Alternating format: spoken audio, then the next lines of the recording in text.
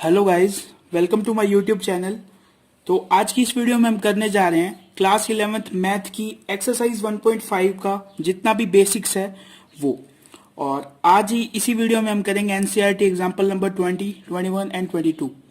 ठीक है, तो आज का बेसिक स्टार्ट होगा कॉम्प्लीमेंट ऑफ सेट से, फिर हम पढ़ेंगे some properties of complement set and then we go to the example. तो स्टार्ट करते हैं फर्स्ट टॉपिक से, what is complement of set। तो सबसे पहला जो आता है कॉम्प्लीमेंट ऑफ सेट को डिनोट किससे करते हैं। सपोज कोई एक सेट ए है, ए के अंदर कोई भी एलिमेंट ले लो 1 2, इसके कॉम्प्लीमेंट को हम डिनोट करेंगे ए डैश से। ए डैश का क्या मतलब है, कॉम्प्लीमेंट ऑफ सेट ए। इसे फाइंड किस तरह करते हैं, A dash is equals to U minus A. इस फॉर्मूला को याद रखो, यू आपको पता है क्या है, यूनिवर्सल सेट है। तो हमें क्वेश्चन किस तरह आएगा, हमें एक यूनिवर्सल सेट दिया होगा, हमें एक सेट ए दिया होगा और हमसे फाइंड करेंगे find the complement set of A. Complement set of A को डिनोट करते हैं ए डैश से, और इसे निकालने का फॉर्मूला क्या है, universal set minus original set. Simple. अब हमने एक वेन डायग्राम भी पढ़ा था, तो इसको हम वेन डायग्राम में भी एक्सप्लेन करते हैं कि ए डैश क्या होता है या ए कॉम्प्लीमेंट क्या होता है। तो सपोज ये क्या है, एक यूनिवर्सल सेट यू, इसके अंदर है एक सेट ए।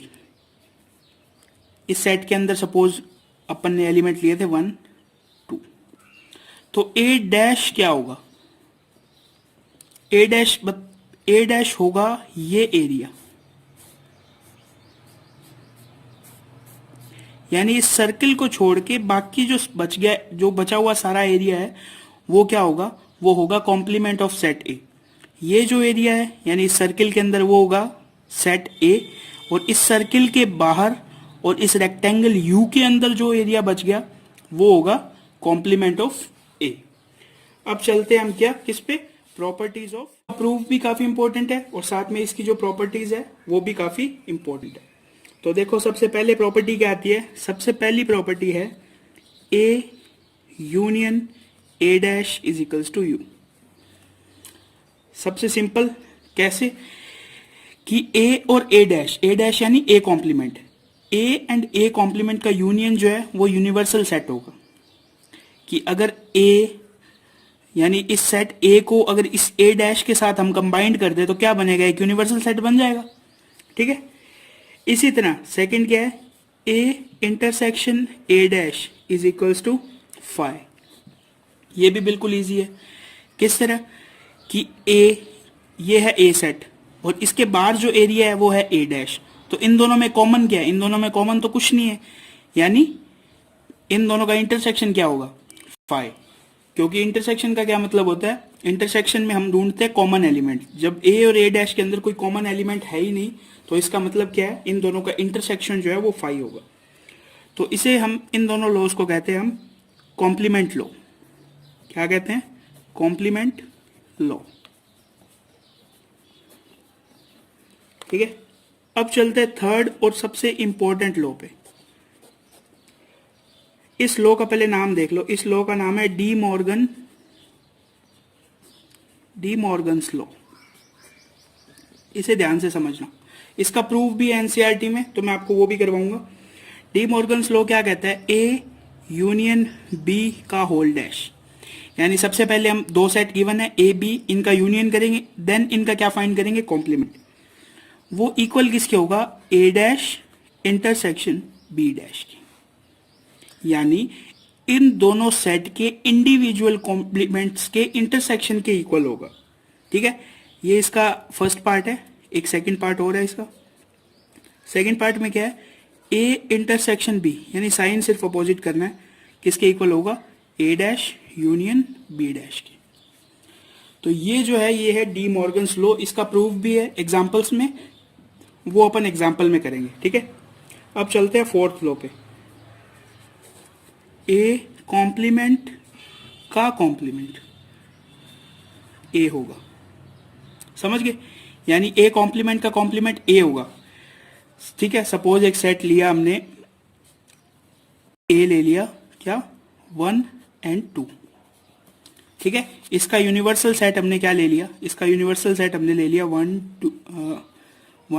2 3 and 4। ठीक है, तो सबसे पहले ए डैश क्या होगा, u माइनस ए, यानी सभी u के एलिमेंट्स लिखने हैं और a माइनस कर देना है। तो a माइनस कर देंगे तो क्या बचेगा, 3 4। ठीक है, अब इस कॉम्प्लीमेंट का हमने फिर से कॉम्प्लीमेंट कर देना है। किस तरह, यानी u में से अब a डैश को घटा देंगे, u माइनस a डैश, तो हमारे पास क्या आ जाएगा, हमें u के सभी एलिमेंट्स लिखने हैं a डैश को छोड़ के, तो क्या बचा 1 and 2, 1 2। और ये बेसिकली कौन सा सेट है, ये है सेट A। तो ये प्रूव हो गया क्या, कि किसी भी सेट के कॉम्प्लीमेंट का कॉम्प्लीमेंट ओरिजिनल सेट ही होगा। ठीक है, इसे क्या कहते हैं हम, इसे कहते हैं law of double complement, law of double complement. तो ये इसका एग्जांपल है। ठीक है, समझ गए अच्छी तरह क्या होता है लॉ ऑफ डबल कॉम्प्लीमेंट।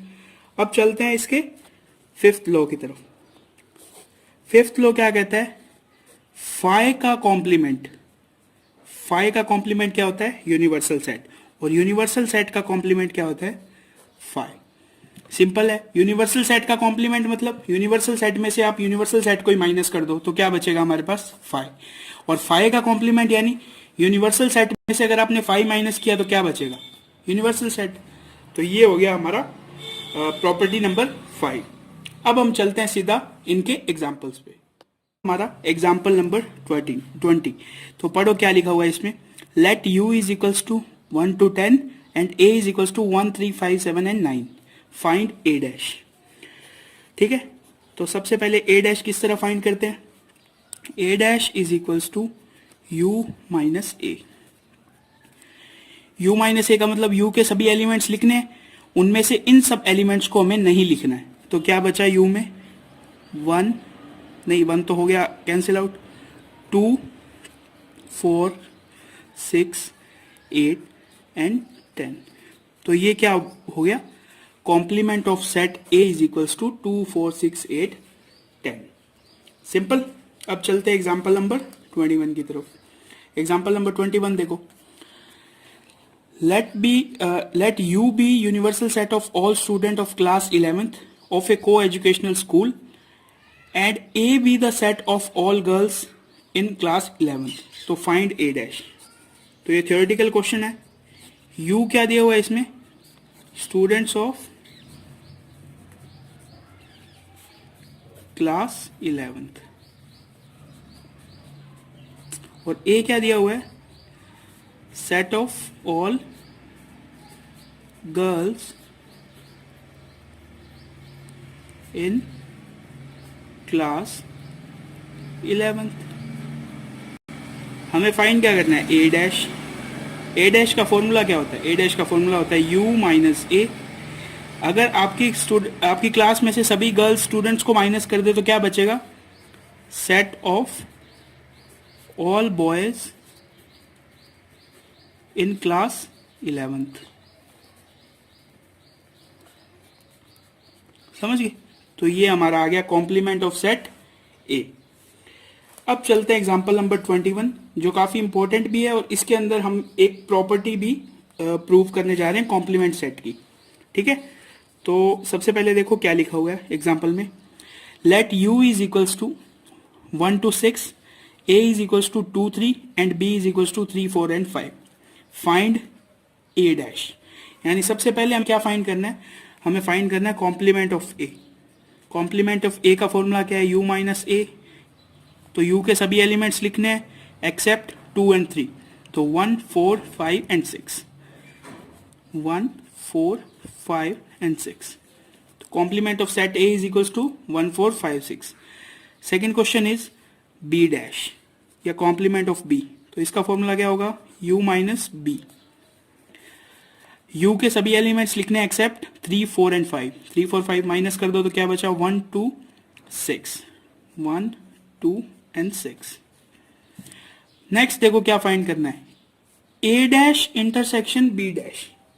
समझ गए, यानी ए डैश और जो बी डैश हमने अभी फाइंड किया इनका इंटरसेक्शन क्या होगा। इंटरसेक्शन मींस इन दोनों में कॉमन एलिमेंट कौन से हैं, तो इन दोनों में कॉमन एलिमेंट क्या है 6। तो हम क्या लिखेंगे, A dash intersection B dash is equals to curly bracket 6। Next question क्या है, A union B. A union B तो फर्स्ट हमारा बिल्कुल बेसिक है।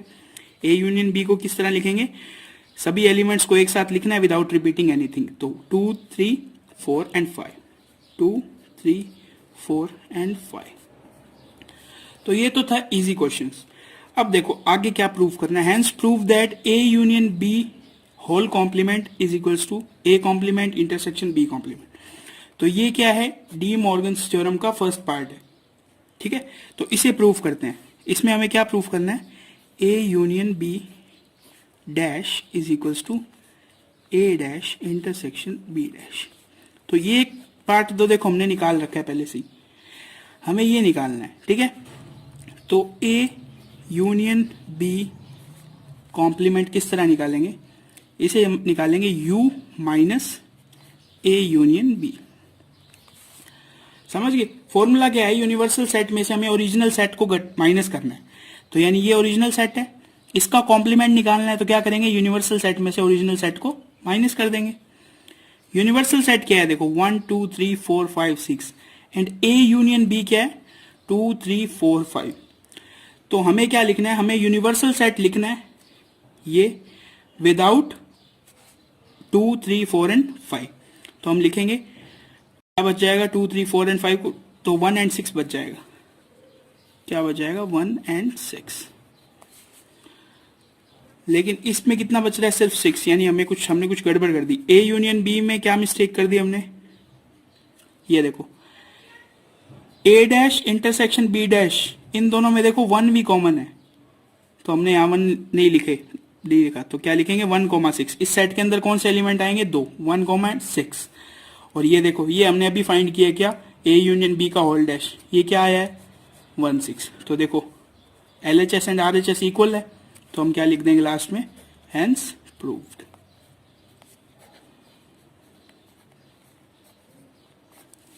तो आपको अच्छी तरह समझ आ गया होगा आज का सारा बेसिक और ये तीनों एग्जांपल्स। ये तीनों एग्जांपल NCERT के एग्जांपल नंबर 20, 21 एंड 22 है। तो आज की वीडियो में बस इतना ही। अगर आपका कोई भी डाउट हो तो आप उसे कमेंट सेक्शन में पूछ सकते हैं। इसके अलावा नेक्स्ट वीडियो में हम करेंगे एक्सरसाइज 1.5 और 1.5 में शायद 7 ही क्वेश्चन है, तो हम उसे नेक्स्ट वीडियो में कंप्लीट कर लेंगे। तो इस वीडियो में बस इतना ही। Thanks for watching.